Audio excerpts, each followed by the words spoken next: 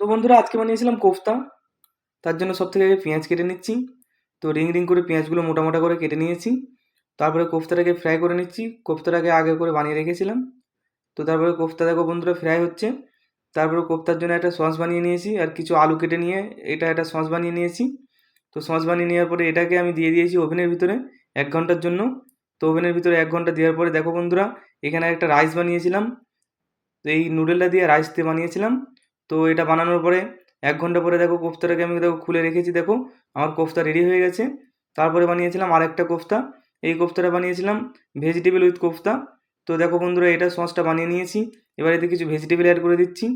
তো ভেজিটেবলগুলো অ্যাড করে দেওয়া হয়ে গেলে তারপরে আমি কি করেছি এতে আমি কোফতাগুলো অ্যাড করে দিয়েছি। এই কোফতাগুলো ভেজে রেখেছিলাম এগুলো অ্যাড করে দিয়েছি। তো তারপরে কোফতাটাকে একটা ছোটো একটা পাতিলাতে করে নিয়েছি। তো দেখো বন্ধুরা আমার কোফতা রেডি হয়ে গেছে। আর এর সাথে বানিয়েছিলাম একটা অনিয়ন টারমেরিকের রাইস।